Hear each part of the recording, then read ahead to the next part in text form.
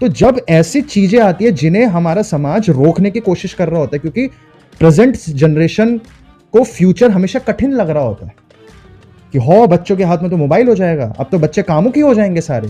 नहीं, ऐसा नहीं होता। हमारी ह्यूमन की पावर इतनी कमजोर नहीं है कि ह्यूमन इंटरवेंशन से ह्यूमन रेस वीक हो जाएगी। ह्यूमन के इंटरवेंशन से ह्यूमन रेस वीक नहीं हो सकती। ह्यूमंस के इंटरवेंशन से अगर ह्यूमन रेस वीक हो सकती है तो वो ह्यूमंस नहीं रहे होंगे, फिर वो गॉड हैं। अगर बिल गेट्स लोगों के इंटरवेंशन से हमारा फ्यूचर खतरे में है तो यानी कि ह्यूमन रेस तो बड़ी वीक थी। उन कुछ चंद लोगों ने, 5-10 हजार लोगों ने मिलकर ह्यूमन रेस को काबू कर लिया, तो ह्यूमन रेस तो बड़ी वीक थी। तो फिर तो डिजर्विंग है गॉड के पोजीशन की, फिर तो डिजर्विंग है वन वर्ल्ड गवर्नमेंट के। नहीं, ह्यूमन रेस बहुत एक्सट्रीम है। और इतने सारे एक्सपेरिमेंट्स है जो आज हम आपको कुछ 2-4 एक्सपेरिमेंट्स बताएंगे, उन्हें सुनने के बाद आपको अपनी पावर रियलाइज होगी, आपकी लाइफ से फियर घटेगा। अगर न्यू हेल्थ बिल आ गया, उन्होंने आपके जबरदस्त सीन्स लगा दी, लेकिन आप जो हम यहाँ पे बातें आपसे हम डिस्कस कर रहे हैं, तो उनके रिपीटिशन की मदद से, और जो आज आप सुनेंगे उनके रिपीटिशन की मदद से आपकी बॉडी में कोई नेगेटिव इफेक्ट हो ही नहीं सकता। और ये मैं क्यों बोलता हूं इतने ओपनली, मैं इतने स्पष्ट कैसे बोल सकता हूं? क्योंकि ये मेरे जीवन में मैंने अपनी आंखों से देखी हैं चीजें, मैंने किसी किताबों से नहीं पढ़ी, मैं अपने अनुभव से बता रहा हूं।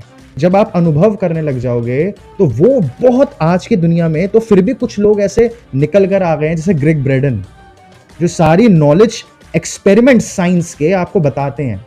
वरना पहले तो लोग इसे मान ही नहीं पा रहे थे क्योंकि वेस्ट इतना जकड़ रखा था। आप लोग में से अगर किसी का साइंस का बैकग्राउंड रहा है तो आप लोगों ने डबल स्लिट एक्सपेरिमेंट सुना होगा। Double slit experiment, double slit experiment को आप ये समझिए कि उन्होंने कार्डबोर्ड लिए, दो कार्डबोर्ड्स में उन्होंने स्लिट्स मार दी हैं। स्लिट्स यानी कि कट मार दी हैं, ये लाइंस खींच दी हैं, कागज काट दिया वहां से बीच में से, और एक साइड से उन्होंने लाइट छोड़ी, फ्रंट से लाइट छोड़ी और दोनों कार्डबोर्ड से लाइट गुजारी। और उन्होंने देखा कि अगर ये लाइट्स को हम ऑब्जर्व कर रहे हैं इस छेद से निकलते हुए, चाहे ह्यूमंस ऑब्जर्व कर रहे हैं, चाहे कैमरा है वहां पे रखा हुआ, ये बहुत फेमस एक्सपेरिमेंट है 1909 का डबल स्लिट एक्सपेरिमेंट। तो अगर उन लाइट को गुजरते हुए उन छेद से ह्यूमंस ऑब्जर्व कर रहे हैं, चाहे कैमरा ही ऑब्जर्व कर रहा है, ह्यूमन में मौजूद नहीं है और ह्यूमन बाद में देखेंगे उस रिकॉर्डिंग को कैमरे की, तो ऑब्जर्वेशंस की वजह से उस छेद से निकलने वाली लाइट की शेप ही चेंज हो जा रही है। और जब जब कोई ऑब्जर्व नहीं कर रहा है तब तब लाइट की शेप चेंज नहीं हो रही है। उन्हें कैसे पता चला लाइट की शेप चेंज नहीं हो रही है? क्योंकि सामने उन्होंने शीट्स लगा रखी थी जिसपे लाइट पड़ रही थी, जिसपे लाइट पड़ेगी, गिरेगी, टकराएगी तो शेप आकार ले रही थी। अगर ह्यूमंस ऑब्जर्व कर रहे थे तो लाइट की शेप हो जा रही थी वेव की शेप, और अगर ह्यूमंस ऑब्जर्व नहीं कर रहे थे तो लाइट लीनियर फॉर्म में निकल जा रही थी। 1909 का एक्सपेरिमेंट था ये, और अभी 1998 में फिर से ये एक्सपेरिमेंट करा कि कहीं ऐसा तो नहीं है, क्योंकि ये तो स्पष्ट है, इस एक्सपेरिमेंट में किसी के कोई दो राय भी नहीं है कि ऐसा नहीं होता होगा, क्या पता उन्होंने गलत कर दिया होगा, ऐसा कुछ नहीं है। 1998 पे फिर से उन्होंने करा, तो फिर से इसी निष्कर्ष पे निकले कि जितना ज्यादा मात्रा की ह्यूमंस की ऑब्जर्वेशन है किसी चीज पर, उतना ज्यादा डिस्टॉर्शन होता है नॉर्मल, जिसे हम नॉर्मल कहते हैं उस चीज पे। यानी लाइट को अगर ऐसा जाना था तो अगर ह्यूमंस उसे जितना ज्यादा इंटेंसिटी से ऑब्जर्व कर रहे हैं, यानी कि इंटेंसिटी क्या होती है ऑब्जर्वेशन की? बिलीफ से। जितनी ज्यादा बिलीफ के साथ उसे देखते हैं उस चीज को, वो लाइट की शेप ही बदल जा रही है। या आप 1909 और 1998 के दो एक्सपेरिमेंट्स, डबल स्लिट एक्सपेरिमेंट्स खुद से भी पढ़िएगा, तो खुद से पढ़ते हैं तो आपके अंदर और गहरे जाते हैं। फिर उसके बाद आपको एक और बहुत जरूरी एक्सपेरिमेंट है जो समझना है, जो मैम ने कुछ टाइम पहले भी आप लोगों को बताया था। साइंटिस्ट ने एक ग्लास वेसल में वैक्यूम क्रिएट करी। अब वो वैक्यूम अगर क्रिएट हुई है, वो ये साइंटिफिक नॉलेज है, कॉमन नॉलेज है कि कंप्लीट वैक्यूम हम लोग क्रिएट नहीं कर सकते हैं, फोटॉन्स रह जाएंगे। फोटॉन्स यानी रोशनी के कण, लाइट के पार्टिकल्स को फोटॉन्स बोलते हैं, तो वो रहेंगे ही वैक्यूम में थोड़े बहुत, तो नहीं निकलते। तो उस ग्लास बाउल में जब वैक्यूम क्रिएट करा तो कुछ फोटॉन्स रह गए, डेफिनेटली रहेंगे। तो उन फोटॉन्स को जब ऑब्जर्व करा, उनकी कुछ विधियां होती हैं, तो उन्होंने देखा कि नॉर्मली स्कैटर्ड पड़े हुए फोटॉन्स के लाइट के पार्टिकल फोटॉन्स होते हैं। उसे लाइट मत समझे, लाइट थोड़ी अलग चीज है, वो फ्लो ऑफ फोटॉन्स लाइट होती है। तो फोटॉन्स पड़े हुए हैं उस ग्लास के बाउल के अंदर। तो साइंटिस्ट भी कुछ इस प्रकार के रहे होंगे कि उन्होंने ये सारी विधियां, ये सारी ज्ञान समझा हुआ रहा होगा। उन साइंटिस्ट ने उस वैक्यूम वाले बाउल में, वैक्यूम वाले ग्लास के जार में उन्होंने ह्यूमन डीएनए डाल दिया कि देखने के लिए ह्यूमन डीएनए से क्या कुछ हो जाएगा। क्योंकि सुना तो हमने बहुत है कि तुम ध्यान से अपने डीएनए को कंट्रोल कर सकते हो, और डीएनए अगर तुम कंट्रोल करने लग जाओ तो तुम अपने सराउंडिंग्स को चेंज करने लग जाते हो। तो जब डीएनए उस बाउल में डाला तो उस लाइट के पार्टिकल्स जो स्कैटर्ड पड़े हुए थे, जो फोटॉन्स स्कैटर्ड पड़े हुए थे, वो डीएनए की शेप ले गए। रशिया के बुलेटिन में ये सारी पब्लिश हुई है रिसर्च कि फोटॉन्स ने ऑटोमेटिक डीएनए की शेप ले ली। क्योंकि वैज्ञानिकों ने क्या, किस निष्कर्ष पे पहुंचे वैज्ञानिक लोग कि अनकन्वेंशनल है ये। तो अब जब वो इस ऑब्जर्वेशन पर पहुंचे, उन्होंने ये लिखा उस बुक में, ये नैनो बायोलॉजी 1995 इस जर्नल में पब्लिश हो रखी है, vacuum DNA Phantom effect in vitro and it's possible rational explanation. Vacuum DNA Phantom effect in vitro and it's possible rational explanation, इस प्रकार का उन्होंने एक्सपेरिमेंट था, नैनो बायोलॉजी 1995 में पब्लिश हुई। तो इस कंक्लूजन पे पहुंचे हैं कि we are forced to accept, क्योंकि एक्सेप्ट नहीं करना चाहते वो लोग, क्योंकि उनका सारा विज्ञान बर्बाद हो जाएगा ना। We are forced to accept the possibility that some new field of energy is being excited. कोई नई फील्ड ऑफ एनर्जी है, क्योंकि नॉर्मल फील्ड ऑफ एनर्जी तो वहां थी नहीं, जो उन्हें इलेक्ट्रिक और मैग्नेटिक एनर्जी पता है। तो वो डीएनए वो उस लाइट को कैसे हिला पा रहा है, कुछ तो कनेक्शन है इसका मतलब, क्योंकि उनके इलेक्ट्रिक फील्ड भी नहीं है, मैग्नेटिक फील्ड भी नहीं है, उन्हें समझ नहीं आ रहा है कि दोनों का कांटेक्ट कहां से हो गया, लेकिन कांटेक्ट हो रहा है। यानी कि जब डीएनए था वहां पे, इंसान भी नहीं है, एक इंसान का हिस्सा है बस वहां, खुद पूरा इंसान भी नहीं है, तो बाहर मैटर चेंज हो जा रहा है। और उसके बाद आप ये एक्सपेरिमेंट सुनिए,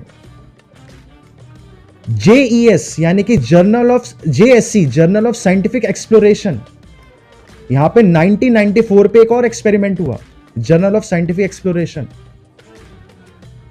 उसमें उन्होंने देखा कि जो ह्यूमन का इलेक्ट्रिक और मैग्नेटिक फील्ड है ना, हार्ट का, जो 8 फीट, 3 से 8 फीट तक होता है, ये तो कोई भी नाप सकता है। अगर आप लोगों पे डिवाइस है तो आप अपने बच्चों का, अपने पति के, अपने माँ बाप का, सबका हार्ट का फील्ड नाप सकते हो। वो कोई ऐसी कोई बात ही नहीं है, तो सबको ही पता है। तो वो फील्ड 3 से 8 फीट तक दूर रहता है, और वो फील्ड इमोशंस के साथ साथ चेंज होता रहता है।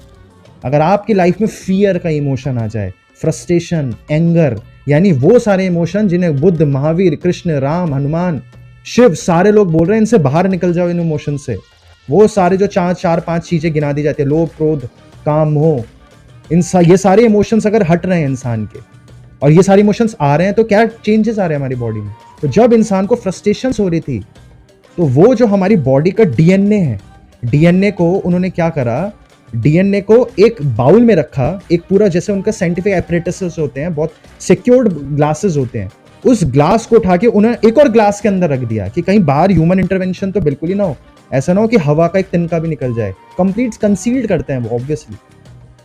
तो उसके आगे, उस डीएनए के स्ट्रैंड के आगे, जो डीएनए था वो अम्बिलिकल कॉर्ड का डीएनए था, वो स्पेशल डीएनए, अम्बिलिकल कॉर्ड का डीएनए, क्योंकि एकदम न्यू डीएनए कहते हैं वो लोग, प्रिस्टीन कंडीशन में जैसे बोलते हैं वो लोग, प्रिस्टीन शब्द यूज करते हैं, एकदम नया नवेला डीएनए।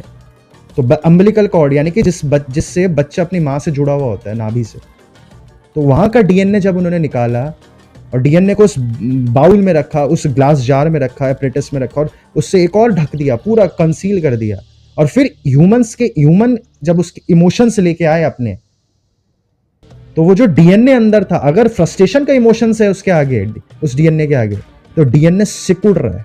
सिकुड़ के आप मेरा हाथ देखें, ऐसे फिंगर है, तो फिंगर से वो ऐसे बंद हो जा रहा है पूरा डीएनए। और साइंटिस्ट बिल्कुल ही पागल हो जाते हैं ये सारी चीजें देख के।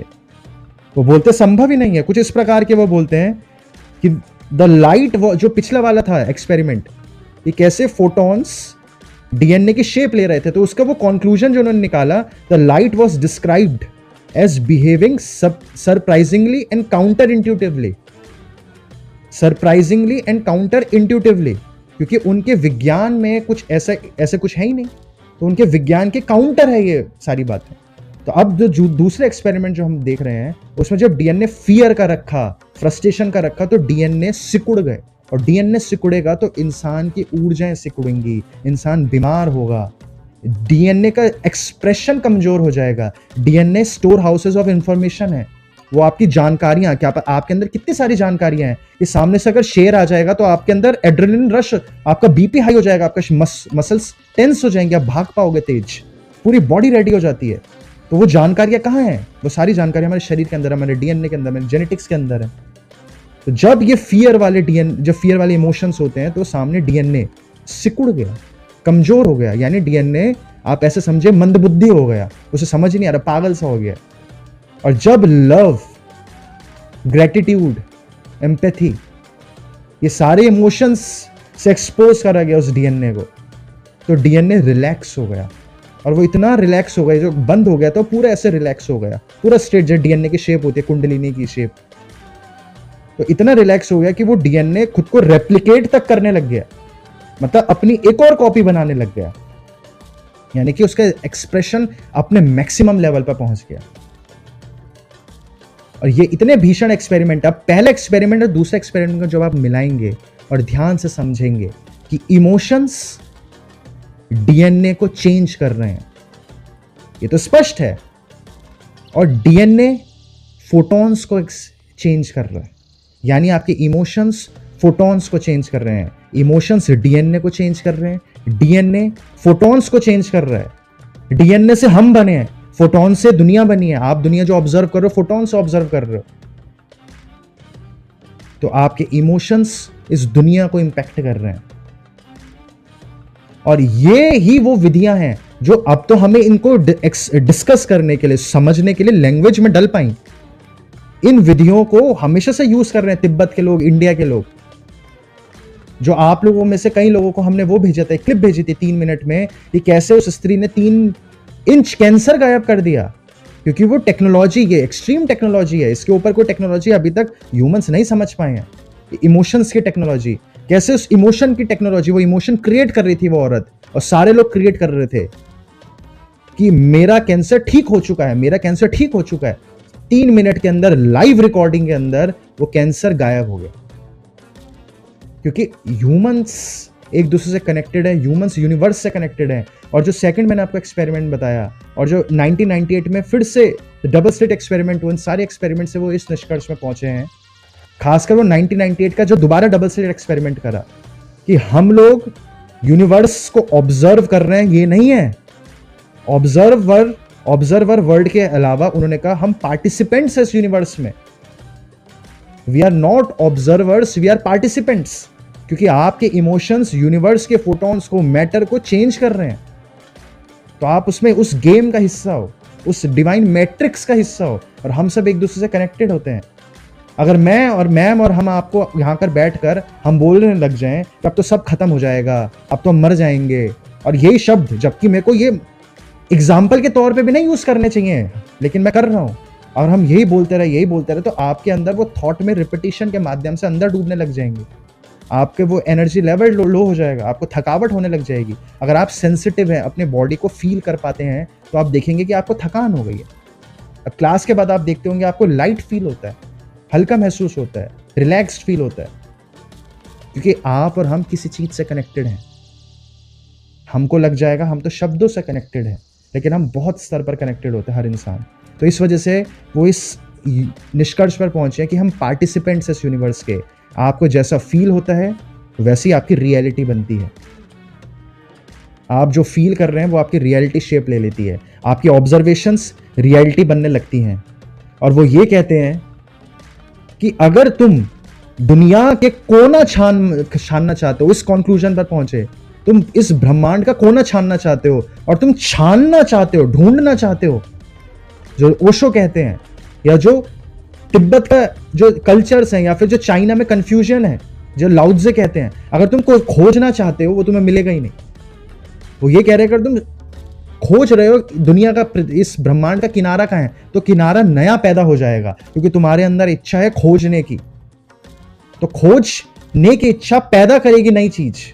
और अगर तुमने फैसला कर लिया है कि हाँ दुनिया इतनी ही है, ये ब्रह्मांड इतना ही लाइट ईयर्स बड़ा है, तो वो ब्रह्मांड उतना ही लाइट ईयर्स हो जाएगा। ये वैज्ञानिक इस अपने आर्टिकल्स में लिखते हैं ये शब्द।